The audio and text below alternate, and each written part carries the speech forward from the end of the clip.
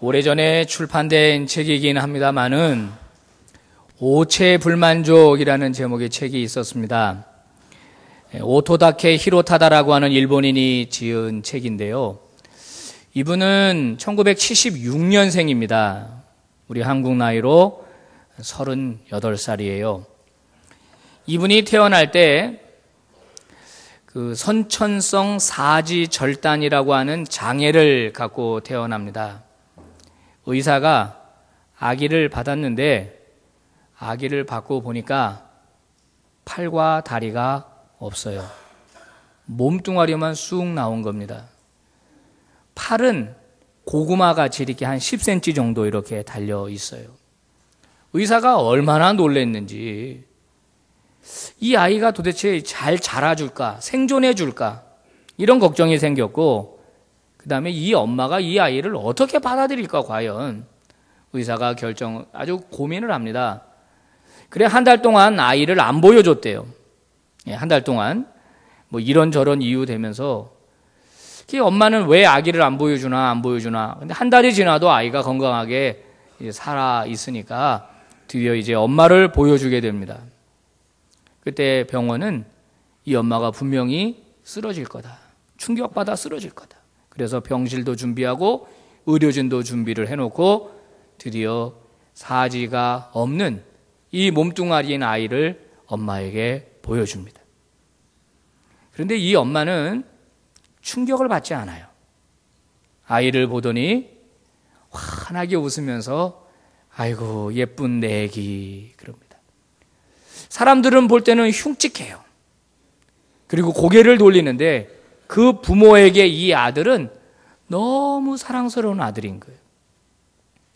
이 아이를 키우는데 얼마나 건강하게 잘 키우는지 모릅니다. 구김살 없이 밝게 자라도록 그렇게 키우게 됩니다. 이 오토다케라고 하는 이 아이의 어릴 적 별명은 휠체어의 황제였어요. 애가 얼마나 적극적인지 그 짧은 팔 조금 가지고 글씨도 쓰고요. 그걸로 밥도 먹고요. 심지어는 농구도 하고요. 휠체어를 갖다가 자기 신발 삼아가지고 이 아이가 그렇게 성장하게 됩니다. 자, 가끔 아이들이 놀립니다. 애들이 얼마나 놀리겠어요. 이렇게 옷에다가 손을 이렇게 감추고 병신이라고 바보라고 놀리는 거예요. 팔이 없다고. 그때 아이가 슬퍼하고 눈물을 흘릴 때 어머니는 아이를 강하게 키웁니다. 아이가 장애 뒤에 숨지 않도록 오히려 아이를 불러서 이렇게 교육을 했다고 그래요. 내 말 잘 들어라. 작은 물방울 하나하나가 모여서 큰 바다를 이루는 거란다. 물방울 하나하나는 보잘것없지만 그러나 이 물방울이 없으면 바다는 만들어질 수 없는 거란다. 사람도 마찬가지다. 보잘것없는 존재는 아무도 없다. 한 사람 한 사람이 모여서 사회를 이루고 국가를 이루는 것이고 세계를 이루는 것이란다. 서로 조금씩 다르기는 하지만 다 소중한 존재다. 아들아, 절대 포기하지 말아라. 아들아, 절대로 실망하지 말아라. 너는 다른 애들과 조금 다르게 태어났을 뿐이다. 용기를 내라. 그렇게 엄마가 이 아이를 가르쳤다는 거예요. 엄마의 이 교육을 받고 이 오토다케는 자신의 장애를 조금 다른 개성으로, 독특한 자신의 개성으로 받아들이게 됩니다. 얼마나 열심히 공부를 했는지 일본 최고의 대학 와세다 대학에 합격을 해요. 그리고 그 학교를 졸업하고 학교 선생님이 됩니다. 교단에서 아이들을 가르치는 거예요. 그뿐이 아닙니다. 장가도 갔어요. 대학 후배를 만나서 결혼도 했습니다. 그리고 얼마 전에는 아들도 낳습니다. 그리고 또 기쁜 소식은 제가 신문에 보니까 도쿄시의 교육위원으로 이분이 기용이 됩니다. 여러분, 평생 자신의 삶을 비관하면서 그리고 이 저주 아래 갇혀서 살아갈 수밖에 없는 운명을 가지고 태어난 아이. 그런데 그의 부모가 그 아이를 올바로 교육할 때 이 아이는 아주 책임적 아이로 그리고 자존심이 강하고 자신만만한 아이로 성장하며 그에게 맡긴 임무나 사명을 온전히 잘 감당합니다. 오토다케가 이런 말을 해요. 진짜 장애는 신체 장애가 아니라 마음의 장애다. 마음의 장애. 마음의 장애가 진짜 장애다라고 이야기를 합니다. 사사기 13장 12절에 삼손의 아버지 마노아가 드린 기도가 나오고 있습니다. 하나님, 이 아이를 어떻게 기르며 그에게 어떻게 행하여야 되겠습니까? 하나님, 내게 주신 이 생명을 내가 어떻게 길러야 하겠습니까? 이 아이에게 제가 어떻게 해야 되겠습니까? 여러분, 이 기도는 우리 모두의 기도 아닙니까? 오늘 이 자리에 계신 분들 중에 어린 자녀를 둔 부모도 계시고, 또 뱃속에 있는 분도 계시고, 또 앞으로 결혼할 분도 계실 겁니다. 또 이제는 손주, 손녀를 본 그런 분들도 여기에 계십니다.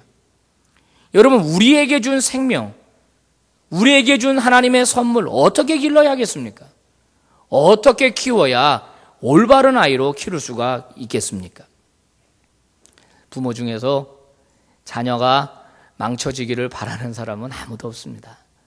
다 내 자식 잘 되기를 바라고, 다 내 자식 훌륭하게 되기를 다 바라요. 그런데 어떻게 하면 그렇게 될 수 있겠는가? 오늘 성경은 우리에게 말씀합니다. 먼저 자녀를 노엽게 하면 안 된다 가르쳐주고 있어요. 오늘 6장 4절 한 절밖에는 안 되지만은 아비들아, 어미들아, 너희의 자녀를 분노하게 하지 말아라. 자녀를 기를 때 자녀를 분노하게 하면 안 된다는 거예요. 교육학자들은 말합니다. 아이들의 마음속에 분노가 쌓이면 이것이 그 아이에게 인격적으로 장애를 주게 되는데, 낮은 자존감, 그러니까 자기를 별로 소중하게 생각하지 않아요. 낮은 자존감 뿐만 아니라 열등감에 시달리니까 내성적인 아이가 되죠. 아무것도 못합니다. 자기 생각을 말하지도 못하고 쭈뼛쭈뼛대고 아무 일도 시작하지 못하는 그런 무기력한 아이로 변한다라는 거예요. 심하면요, 방 속에 틀어박혀서 나오질 않아요.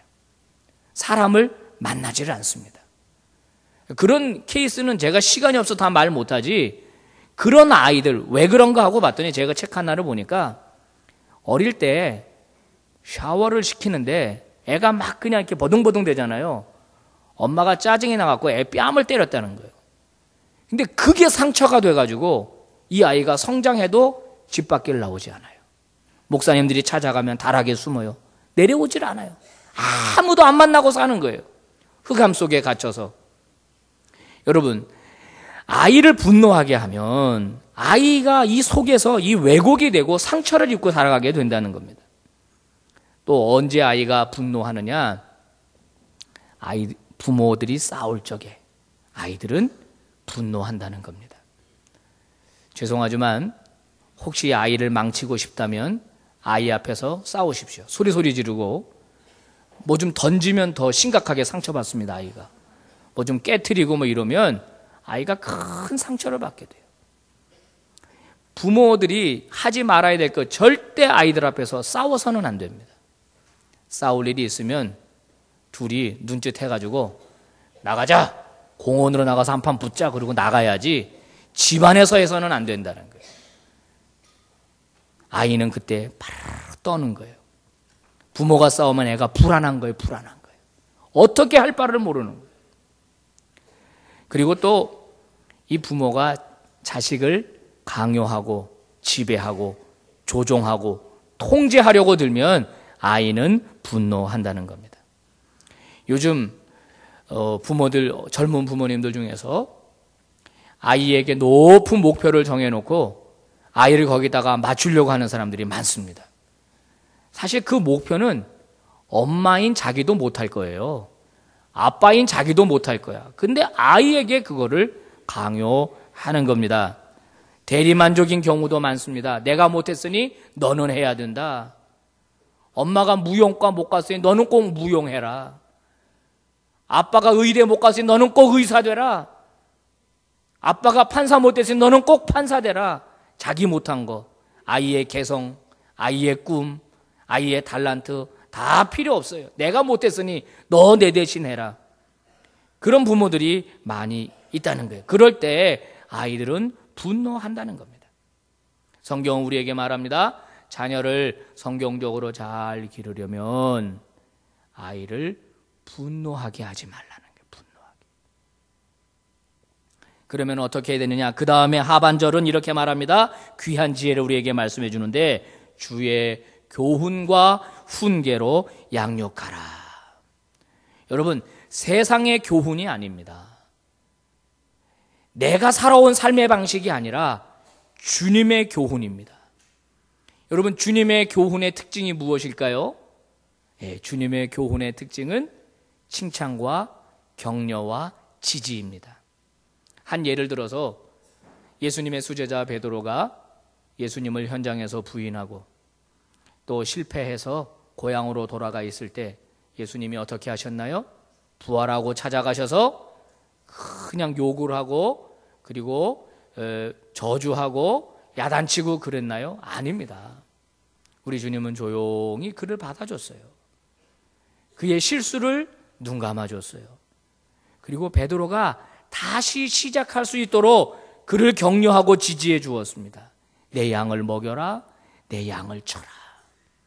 여러분, 베드로가 그래서 초대교회의 위대한 사도가 될 수 있었던 겁니다.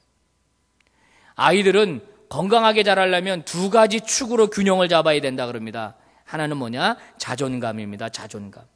스스로를 존중하는 마음. 그건 어떻게 생기느냐? 내가 소중한 존재다라는 사실을 이게 인식할 때, 부모로부터 사랑받는 존재라고 하는 걸 인식할 때 이 아이는 자존감 있는 아이로 자란다는 겁니다. 두 번째는 자신감입니다. 자신감. 자신감은 어떻게 형성이 됩니까? 칭찬으로 형성이 돼요. 칭찬. 아이가 작은 시도를 할 때 칭찬하는 겁니다. 그 일을 미숙하게 하더라도 칭찬, 그 일을 시도했다라는 것만으로도 칭찬하는 것이에요. 작은 성공을 거두면 더 크게 칭찬하는 겁니다. 그러면 이 아이는 자신감이 생겨요. 자신감. 자녀가 좀 공부를 못하더라도 또 반항을 하더라도 사고를 치더라도 우리 부모가 하지 말아야 될 말은 아이고 내가 너를 낳고, 벌써 웃잖아요. 그죠? 내가 너를 낳고 미역국을 먹었다니 그러면서. 더 심한 말이 있어요. 원래 너를 안 낳으려고 그랬는데, 이런 말이죠. 왜 그런 얘기를 하냐고 걔한테. 그럼 안 낳든지.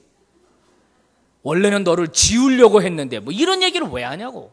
뭐 병원 앞까지 갔다가 뭐 돌아왔으면 아이가 그 말을 하면은요 어떤 생각을, 입장 바꿔보세요. 아, 나는 축복받지 못하는 아이로 태어났구나. 나는 태어날 때부터 우리 부모가 원하는 아이가 아니었구나. 내가 뭐 잘 살면 뭐예요? 아이는요 거기서 삐뚤어지는 거예요. 삐뚤어지는 거예요.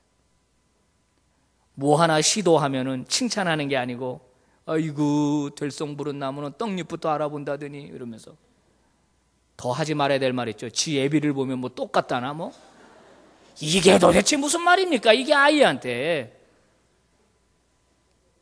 여러분, 그렇게 자란 아이가 회복이 되려면요 얼마나 많은 눈물과 고뇌와 고통의 시간이 필요한지 모릅니다. 여러분, 지금이라도 만약에 혹시 그런 말을 했다면, 한 적이 있다면 오늘 집에 가서 그 아들에게, 그 딸에게 사과하시기 바랍니다. 엄마가 잘못했다, 아빠가 잘못했다. 사과해야 돼요. 그럴 때 아이들이 치유된다 그래요. 문제의 자식 뒤에는 문제의 부모가 있다는 거예요. 그 아이가 그렇게 속썩인 건 그 아이 책임이 아니라 누구 책임이라고요? 내 책임, 내 책임. 부모 책임이라는 거예요. 잘못한 건 잘못했다고 인정하고 사과할 때 오히려 아이들은 부모님 더 사랑하고 더 존경한다는 거예요.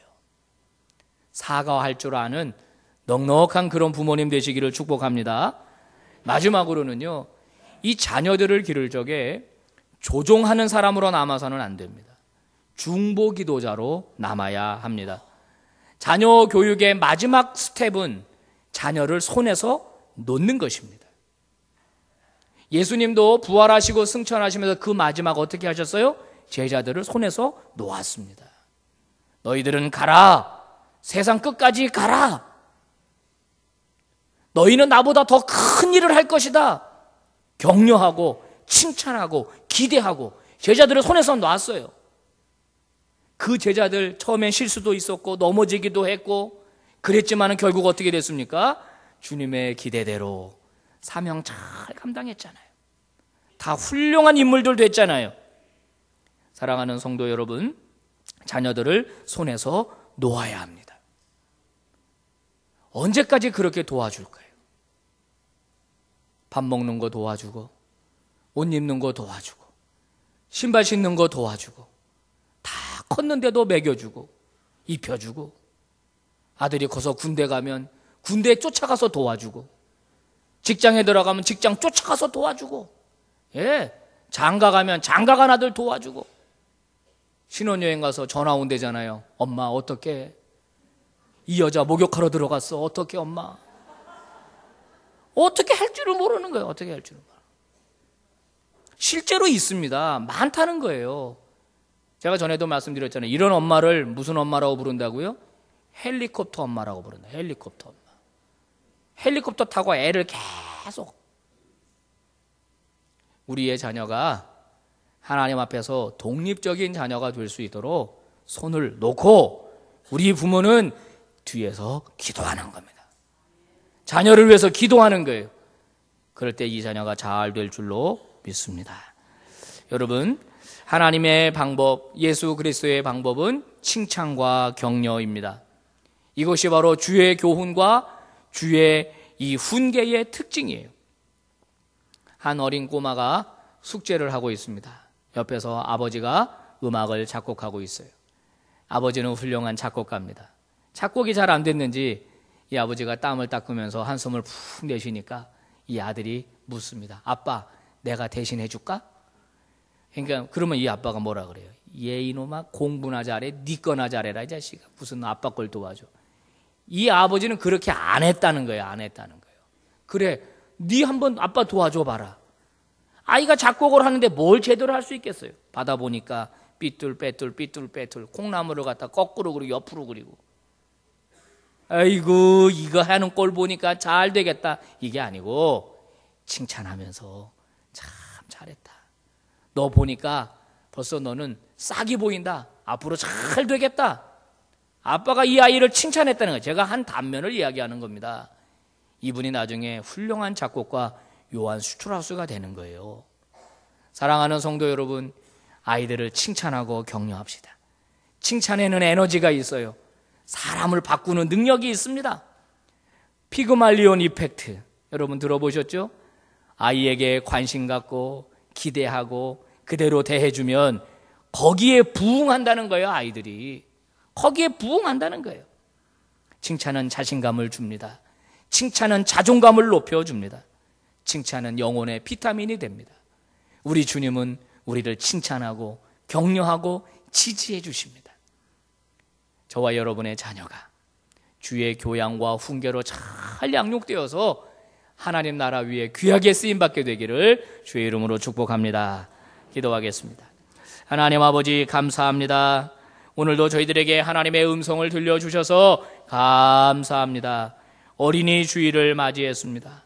아버지, 우리에게 주신 자녀 어떻게 길러야 하겠습니까? 아이에게 어떻게 행하여야 되겠습니까? 주의 교훈과 훈계로 양육하라. 너의 자녀를 노엽게 하지 말라. 오늘 주님 저희들에게 말씀해 주셨습니다. 내 자녀가 아니라 주님 주신 선물입니다. 주의 뜻을 따라 양육하고 주의 뜻을 따라 교육하고 훈계하는 영적인 부모들 다 되게 하여 주시옵소서. 예수님 이름으로 기도 올리옵나이다. 아멘.